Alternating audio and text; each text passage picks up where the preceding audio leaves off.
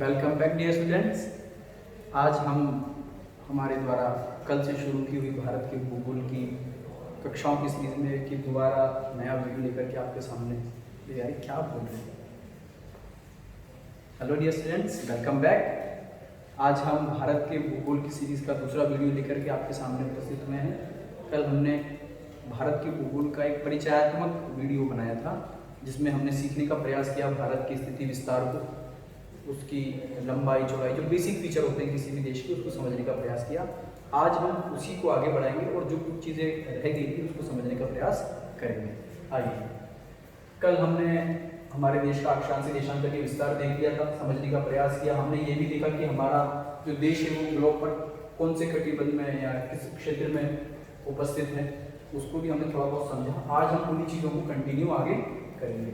आज हम जलवायु संबंधी तथ्यों को देखेंगे, हम राजनीतिक स्थिति को देखेंगे। आप पेन और पेंसिल लेकर के, पेन या पेंसिल और एक कॉपी जिस पे आप रफ मैप ड्रॉ करेंगे और मेरे साथ साथ जहाँ मैं कहूँ आप बनाते हुए चलेंगे, ताकि जो हमारे देश का नक्शा है उसमें कौन सा स्टेट कहाँ पड़ता है ये हम अभी आगे थोड़ा सा देखेंगे। तो आप उस टाइम पे पेन और रजिस्टर लेकर के तैयार हैं। अभी हम कुछ बेसिक फीचर की बात कर लेते हैं, उसके बाद हम उस बात को आगे बढ़ेंगे।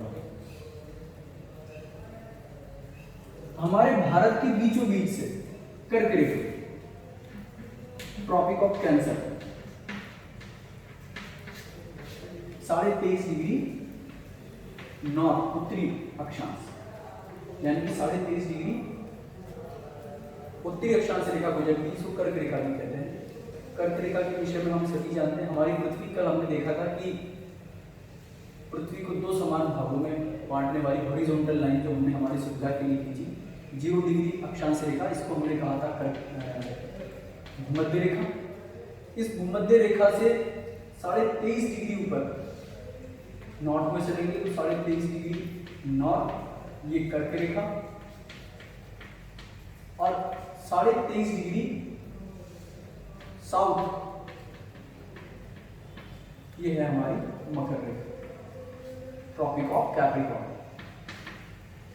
23.5 डिग्री हमारी पृथ्वी के लिए क्यों महत्वपूर्ण है, ये हम थोड़ा समझने का प्रयास कर लेते हैं। क्योंकि हमारी जो पृथ्वी है उसका अपने एक्सिस पर जो टिल्ट है वो 23.5 डिग्री बैठता है, और ये 23.5 डिग्री इस प्रकार से महत्वपूर्ण हो जाता है कि हमारी पृथ्वी जब सूरज का परिक्रमा लगाती है तो वर्ष भर सूरज अधिकतम केवल इन 23.5 डिग्री नॉर्थ से लेकर के 23.5 डिग्री साउथ, केवल इन क्षेत्रों में ही हमारे सूरज की सीधी किरणें वर्ष में एक बार कम से कम सीधी पड़ती है। बाकी इसके ऊपर वाला क्षेत्र, अगर उत्तरी गोलार्ध की बात करें तो 23.5 डिग्री से ऊपर वाला क्षेत्र, और दक्षिणी गोलार्ध की बात करें तो 23.5 डिग्री से नीचे वाला जो क्षेत्र है, इसमें वर्ष भर सूरज की किरणें सीधी नहीं पड़ती। केवल इन जो दो रेखाओं के बीच का जो क्षेत्र है, इसी में वर्ष सूर्य की किरणें कम से कम एक बार तो सीधी अवश्य पड़ती है। और जैसे जैसे हम इन रेखाओं से ऊपर की ओर जाते जाएंगे, वैसे वैसे हमारी जो जलवायु है वो उत्तरोत्तर ठंडी होती चली जाएगी। तो यहाँ पर हम इस चीज का डिस्कशन क्यों कर रहे हैं वो भी हम थोड़ा समझने का प्रयास करेंगे। 23.5 डिग्री जो उत्तरी अक्षांश रेखा है, जिसको हम कर्क रेखा कह देते हैं, वो हमारे भारत के बिल्कुल बीचों बीच से गुजर रही है। किन किन राज्यों से होकर गुजर रही है पहले तो वो देख लें। सबसे पहला हमारा गुजरात, मैं यहां लिख देता हूं जिन राज्यों से होकर के गुजर रही है। गुजरात, हमारा प्यारा राजस्थान, मध्य प्रदेश,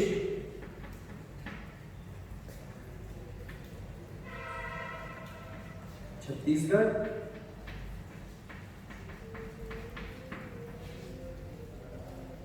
झारखंड,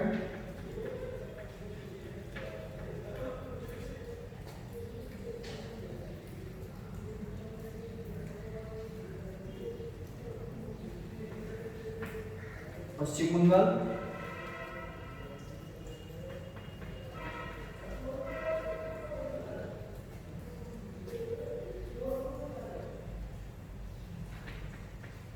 त्रिपुरा और मिजोरम।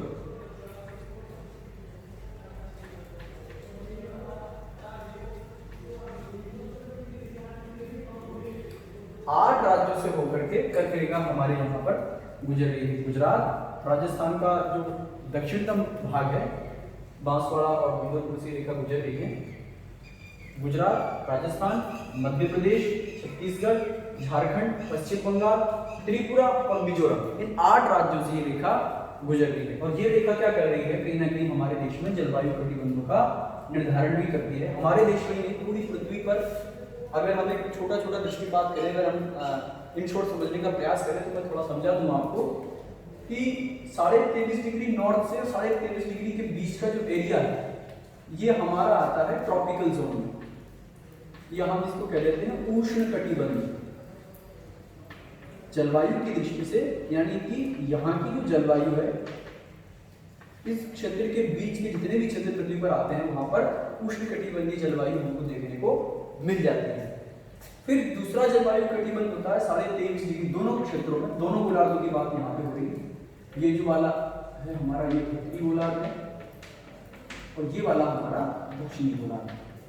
तो जब हम बात करेंगे तो दोनों गोलार्धों की करेंगे, तो दोनों गोलार्धों में 23.5 से 66.5 तक,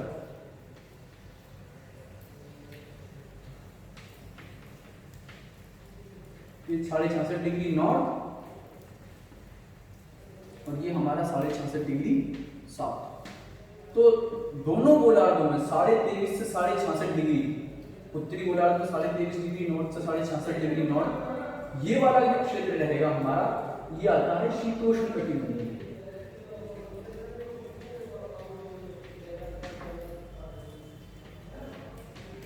टेम्परेट जोन।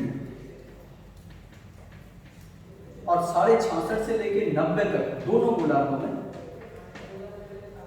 ये हमारे आते हैं शीत कटिबंध, जहां वर्ष भर बर्फ की चादर जमी रहती है, वर्ष की अधिकांश समय शीत कटिबंध। तो ये जलवायु कटिबंधों का निर्धारण हम अक्षांशों की सहायता से करते हैं। अब हम देख पा रहे हैं कि अगर वैसे देखा जाए तो कर्क रेखा हमारे देश के बीचों बीच से गुजर रही है, तो हमारे देश का जो निचला वाला हिस्सा है ये हमारा आता है उपोष्ण कटिबंध में कह लें या उष्ण कटिबंध में कह लें, जबकि जो हमारा ऊपर वाला हिस्सा है, देश का जो आधा हिस्सा है, ये आता है हमारा शीतोष्ण कटिबंध। ये है टेक्निकली, लेकिन क्या प्रैक्टिकली ऐसा है? क्या वास्तविकता में हमारा जो राजस्थान है, क्या वो शीतोष्ण कटिबंध में आता है? क्या हमारे यहाँ जलवायु की परिस्थितियां सर्दियों को छोड़ करके क्या कभी ठंडी रहती है? नहीं। हमारे यहाँ पर अगर पूरे देश की बात करें तो केवल हिमालय रीजन को छोड़ दें तो वर्ष भर परिस्थितियां जो रहती हैं सर्दियों के मौसम को छोड़ करके, वो प्राय उष्ण कटिबंध जैसी ही रहती है। क्यों रहती है वो बाद में डिस्कस करेंगे, फिलहाल इतना समझना काफी है। अब हम, ये हो गया हमारा जलवायु की दृष्टि से थोड़ा सा जो हमने समझने का प्रयास किया। अगर हम पूछे कि भारत जलवायु की दृष्टि से किन जलवायु कटिबंधों में आता है, तो अगर टेक्निकली दृष्टि से देखा जाए तो हमारा देश 2 जलवायु कटिबंधों में आता है। उष्ण कटिबंध में हमारे देश का जो निचला हिस्सा है, यानी कि कर्क रेखा से जो निचला वाला हिस्सा है, पूरा दक्षिण भारत, मध्य भारत और दक्षिण भारत, ये आता है हमारा उष्ण कटिबंध में। जबकि कर्क रेखा से ऊपर वाला जो भाग है हमारा, वो आता है शीतोष्ण कटिबंध में या उपोष्ण कटिबंध में। चलिए आगे की बात देखते हैं।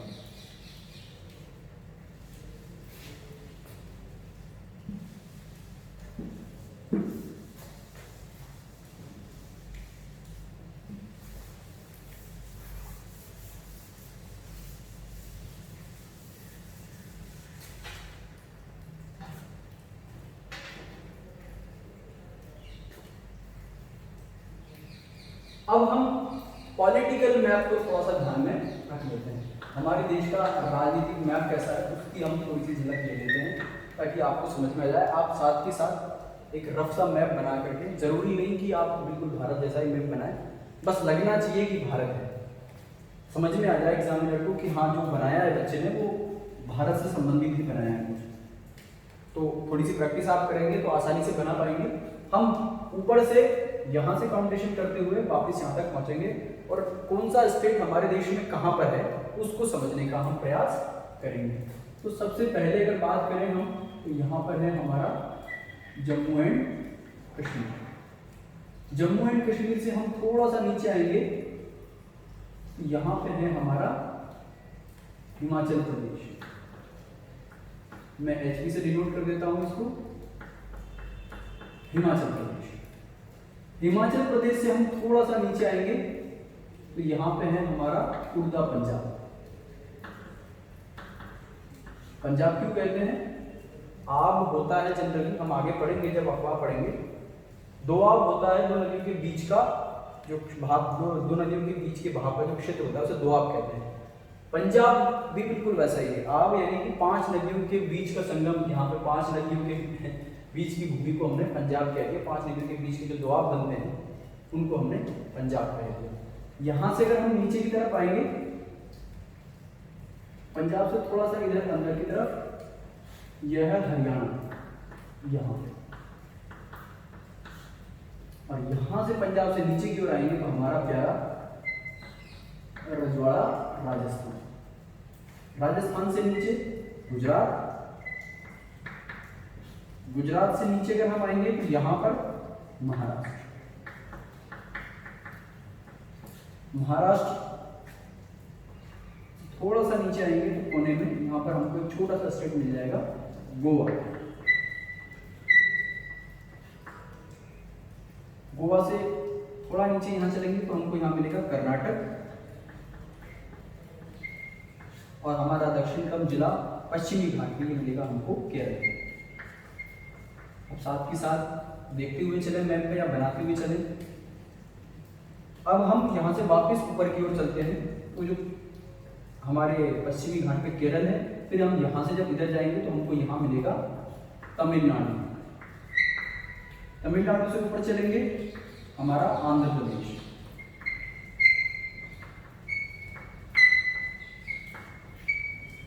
आंध्र प्रदेश से थोड़ा सा अंदर की ओर जो भी नया राज्य बना है फिलहाल के समय में वो है तेलंगाना।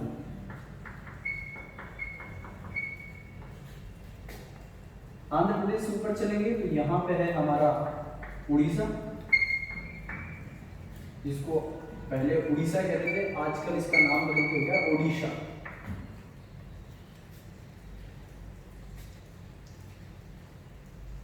ओडिशा से ऊपर हम चलेंगे तो यहाँ है हमारा पश्चिम बंगाल।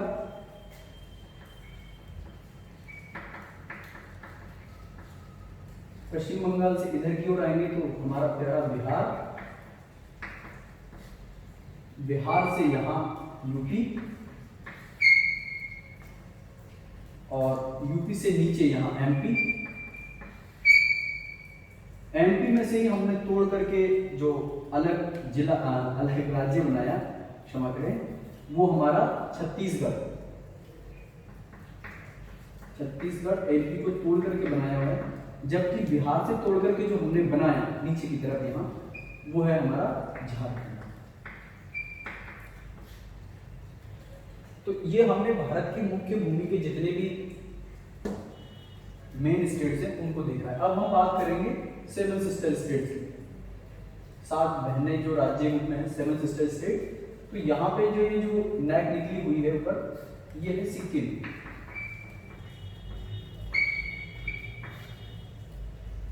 यहाँ पे है हमारा एपी, अरुणाचल प्रदेश।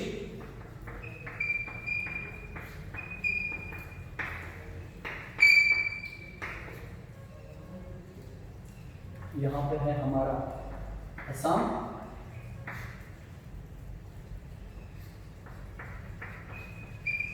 मिजोरम। दूसरी जो टिक निकली हुई है ये त्रिपुरा, त्रिपुरा मिजोरम। यहाँ पर 2 स्टेट है, एक है हमारा नागालैंड, दूसरा है हमारा मणिपुर। सहारा, ये जितना भी रीजन हम देख रहे हैं, ये सारा हिली रीजन है, माउंटेनस रीजन है। हम बाद में जब फिजिकल डिवाइडेशन पढ़ेंगे तो इसको और समझने का प्रयास करेंगे, लेकिन एक मोटा मोटा आइडिया हमको मैप का मिल जाए, इसलिए हम देख रहे हैं यहाँ पे। और यहाँ पे हमारा एक स्टेट है, वो है मेघालय।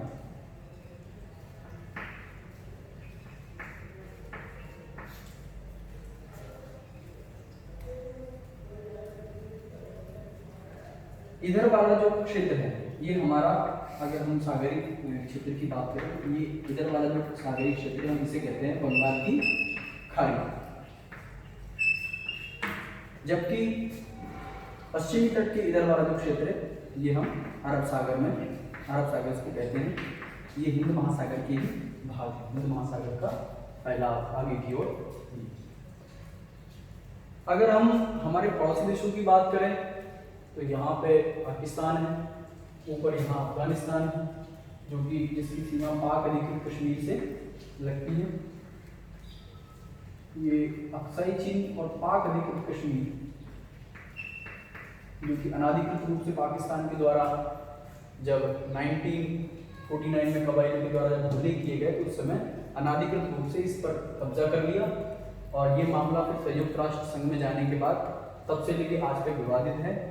लास्ट ईयर 5 अगस्त 2019 में जम्मू एंड कश्मीर से धारा 370 खत्म करके और यहाँ एक नई यूनियन टेरिटरी लद्दाख बना दी है, जो कि पहले जम्मू एंड कश्मीर स्टेट का पार्ट थी, लेकिन अब एक नई यूनियन टेरिटरी लद्दाख के रूप में यहाँ पर इन्होंने डेवलप करी। ये वाला जो क्षेत्र है अक्साई चीन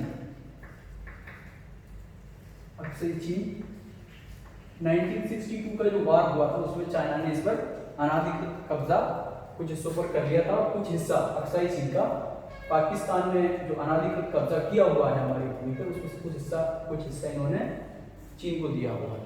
तो ये कुछ ऊपर वाले क्षेत्र हैं जो अनाधिकृत रूप से हमारे पड़ोसी द्वारा जिन पर अनाधिकृत कब्जा किया हुआ है।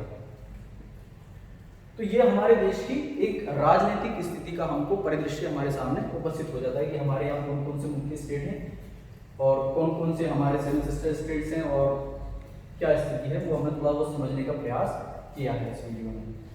जहाँ तक मैं समझता हूँ बची हुई चीज़ें जितनी भी थी हमने कंप्लीट करी। अगर कुछ भी थोड़ा कुछ हमको याद अगर ऐसा आएगा तो हम उसको भी वापस कंप्लीट करने का प्रयास करेंगे। और कोई चीज़ आपको लगता है कि छूटी हो तो आप कमेंट के माध्यम से भी हमको बता सकते हैं। ये जो सीरीज़ चल रही है आप लोगों के लिए है और आप लोग भी इसको इंटरेक्टिव बना सकते हो। आप लोग अपने विचार हमें भेजिए, कमेंट्स करिए कि सर इसमें थोड़ा सा यहाँ सुधार की गुंजाइश है, सब कुछ ठीक है, या कुछ अगर आपको कुछ समझ में भी नहीं आ रहा तो आप उसको कमेंट के थ्रू बताइए ताकि हम उसको रिसॉल्व करने का प्रयास करें और हमारी क्वालिटी को और भी बेहतर हम आप लोगों के लिए कर सकें।